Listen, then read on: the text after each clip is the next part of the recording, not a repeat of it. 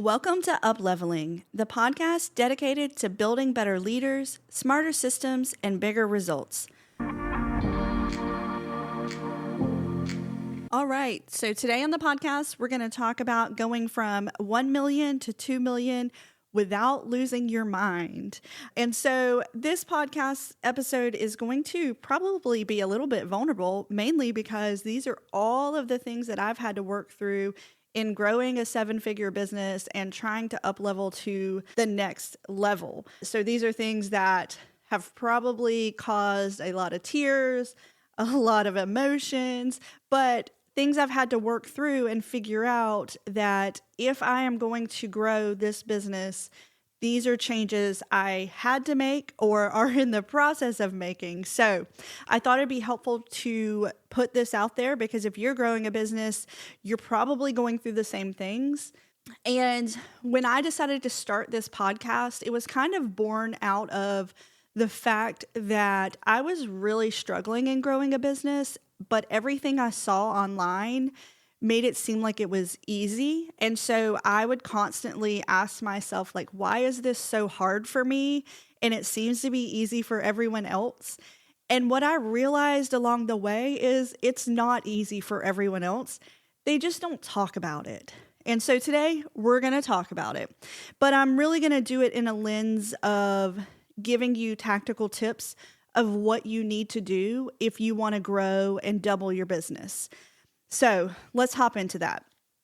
More than likely, too, you're still in operations or you're still in production at the $1 million mark or even below that. So even if you're listening to this and you're at 250,000 revenue or 500,000, this still all applies to you because you're going to have to master these things to get to the next level, no matter what dollar amount that is.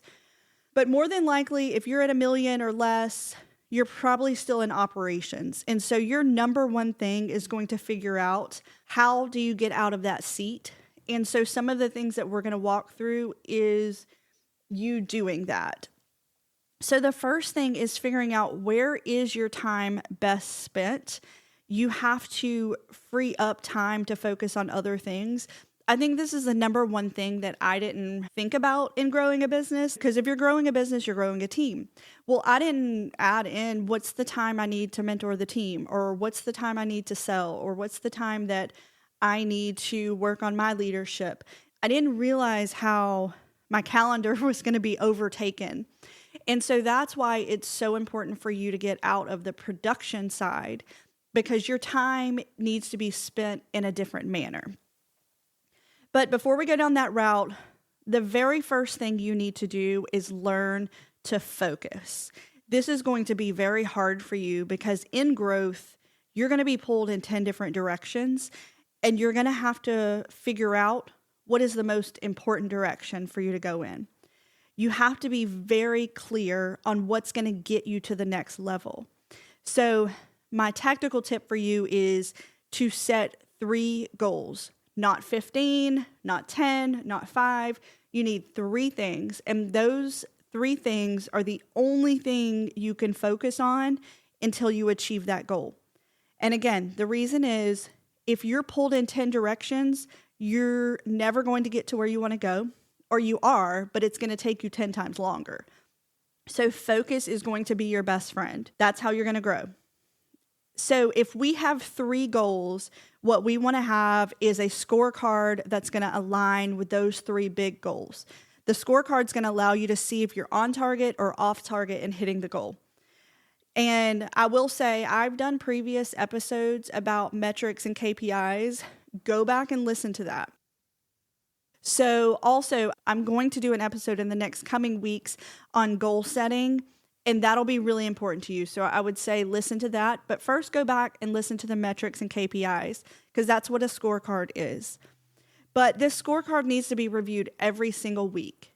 And the reason is if you're going to double your business, you have to learn to make faster decisions and implement changes. That is what the best CEOs are doing. And I want you to remember that making no decision is a decision. You're deciding to stay the same, which is not good. It's not going to get you to that next level. And the only way you're going to learn what works and what doesn't is by making decisions. So you might as well get used to making faster decisions. That's going to help you get to your goal much sooner. But back to this scorecard, what I want you to do is review it every week. And then at the end of every single month, you need to be reviewing your financials. This is going to show you what the business is doing as a whole. The reason this is so important is I see so many businesses that want to grow and they are only focusing on top level revenue growth. What happens is you have so much money going out the door that you might be growing your revenue, but you're not making more money. That means you're working much harder to make the same amount of money. And in that case, you'd much rather stay smaller because if you're going to go through the hard work of growth, you want the payoff. So make sure you're reviewing those financials every single month. And if you don't have those financials in place, I'd love to talk to you because that's exactly what we do at Alliance CPA. But your goal is to make this a routine.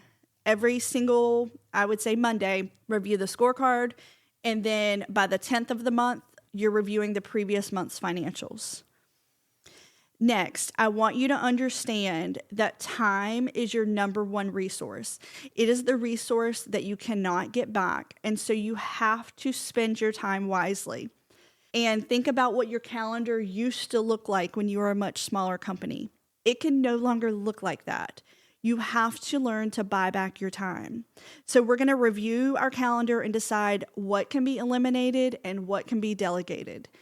And if you are coming up with things that can be delegated, but you don't have the people in place, that needs to be your number one focus. So let's put that on our top 3 goals.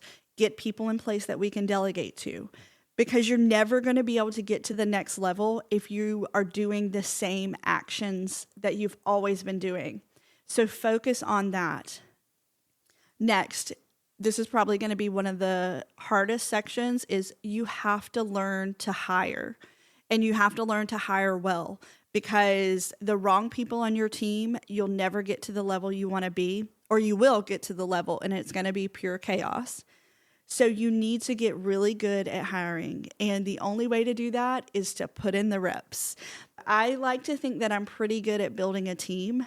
And that's because I have hired and fired and interviewed so many people over the years that I've gotten better at seeing who's going to work for our team. And the only way you're going to get better at that is by doing it. So you have to learn to hire and who is the best person for your team.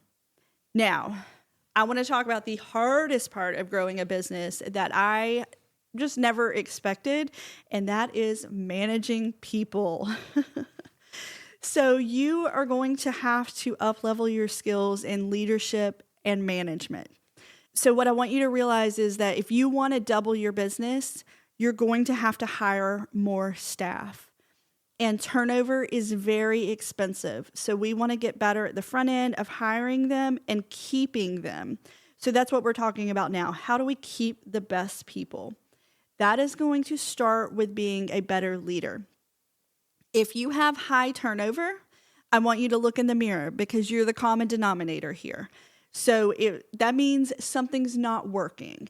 Either you are hiring the wrong people or you're hiring the right people, but you're just a really bad leader. And that's the part that's really hard, because I can tell you, for me, I am a very good accountant. That doesn't mean I'm a very good manager of people. That is something I had to learn. And so the same is going to apply to you. You may be a very good technician at doing your skill and your craft, but you're going to have to let that go and hire people that can do that. So become a better manager. And I want you to realize that the best employees want clear expectations and good communication. So they want to know what success looks like. And in order to do that, you're going to have to get clear on what their role is and what you expect from them, and put it on paper so you know and they know. If you've ever had someone quit, or let's say you fired them and they're surprised, I'm going to push that back on you. That is a manager problem. If someone's being fired, there should be no surprises. They should know that they weren't meeting expectations. But if you're firing people and they had no idea, that means you're not giving them those expectations. And people want those. They want to know if they're doing a good job or if they're not, or if they need to improve. And so it's your job to communicate that to them. And so everyone needs to have a number. For us, so let's just kind of walk through that and what that looks like at Align CPA. So like, and I've talked about this in other episodes as well, but like our staff accountants know the number of bookkeeping clients that they need to finish every single day. They have metrics for the month of a percentage that they need to finish by the 13th of the month, and then the 20th of the month, and then the 25th. And so when we're talking about production, they're not surprised if they're on target or off target. Then they know that we need 10% or less in errors, and we call those reworks. And so that metric's very clear. So if they're making more than 10% in mistakes, then I know I need to have a conversation. Is that a training problem? Is that a process problem? Or do we have the processes in place and they weren't following them? But these metrics are going to allow us to have conversations sooner than things not working out and you just blowing up and firing everyone, because you're not going to be able to reach your goals if that's happening. So to summarize all of this up, I just want to reiterate that if you want to get to the next level, you have to become a better manager. That might need to be your focus. So when we talked earlier about having 3 goals, those aren't always financial goals. Sometimes those are goals for you. The goal can be, I want to be a better leader. Now, no, that's not a SMART goal that's measurable or time-based or anything like that, but it is something that you can work on, and you're going to have to if you want to double your business, because people aren't going to work for bad leaders. So remember that. The last thing I want to touch on with managing people is you are going to have to learn to have hard conversations. This goes back to like making decisions faster. Let's also say we need to have hard conversations sooner. So if something's not working out with your employees, have the conversation with them. Be direct. That's what people want. Again, they don't want surprises. So if they're not up to your expectations, have that conversation. But you need to make sure that you're giving feedback in a meaningful way. You're giving feedback that's going to allow them to grow and develop. So you don't want to just come in and say, hey, you're doing a really bad job. You want to come in and say, hey, X, Y, and Z is not working. Here's how to make it better. I just want to reiterate that having that conversation sooner is going to help you get to the next level. All right, the next area you're going to have to master is sales and marketing. You do not have an expense problem. You have a sales problem. And this is the area that most business owners don't master because they're not salespeople. And if you're not a salesperson, that means you need to hire someone that can do that for you. Because sales obviously is how you're going to get to the next level. You have to be able to have predictable revenue. And that means having a sales system. So let's say that you are at $1 million revenue. You probably got there without a clear sales system, or you got there with a mediocre sales system. But if you want to double that revenue, you need a very clear sales plan in place. And that may be hiring salespeople, or that may be mastering online sales. Whatever it is that you're doing, this is going to have to be your new focus. The same thing with marketing. And for me, sales and marketing goes hand in hand. Like they are definitely different positions, but those two departments have to work together in order to grow. And so you're going to have to learn more about marketing than you ever wanted to. At least that's me. I am not a great marketer, nor do I want to be. But what I have learned is I need to have people in place that can do that role, or I need to outsource that to agencies that can do that role. And so I have to be very clear on my goals so I can have conversations with them on what I need in order to get to the next level. So become a master in sales and marketing. The next area you're really going to need to focus on to grow is improving your systems. This is definitely a top 3 issue I see in small businesses, is you have gotten to the level that you're at basically by winging it, or by you being the salesperson and you being the technician. But if you're going to grow to the next level, you have to have clear systems in place. So as you are hiring these new people, they know how to do the job. And I know we assume, oh, I'm just going to tell them and then they're going to understand. But what's going to happen is when mistakes are happening, you're not going to know, is this a process problem or is this a people problem? Because you don't have any processes in place. And so everything in your business needs to be clear. That means it needs to be written and probably even videoed. I can tell you for Aligned, we have very clear written processes on how to do the work, as well as videos that walk you through how to do the work. And that's going to produce consistent results. That's exactly why I've been able to hire and put people in place and bring on new clients, because I know that we have the systems in place for the people to follow. This is going to eliminate errors. And so also it's also going to eliminate everyone doing things their own way. We want one system, one proven process on how to do things. And we have that because it's written and employees know where to find it. So if you're going to grow your business, you have to have clear written processes in some sort of framework that people are going to be able to find. And this isn't only systems for how to do the work. This is also systems for how to run the business. You know, how should your receptionist answer the phone? How should we bill clients?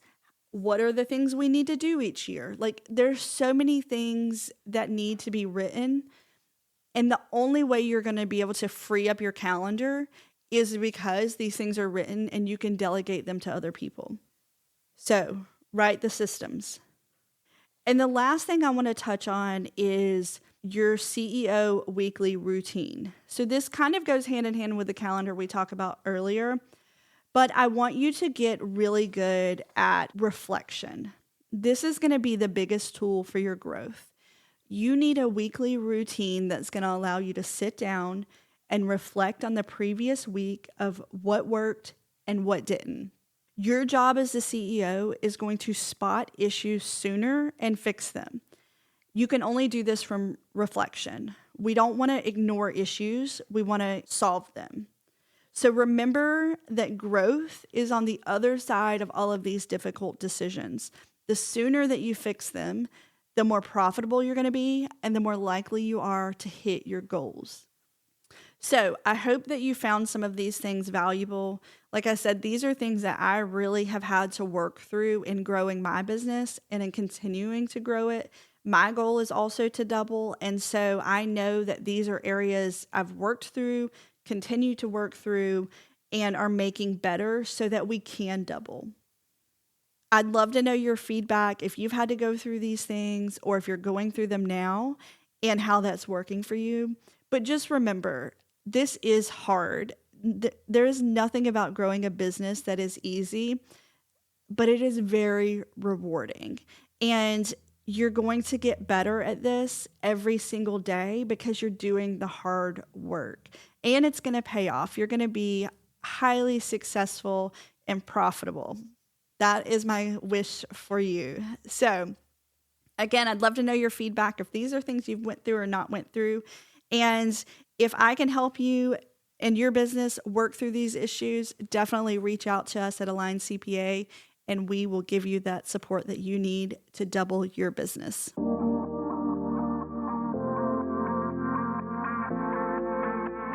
Thanks for tuning in to Upleveling.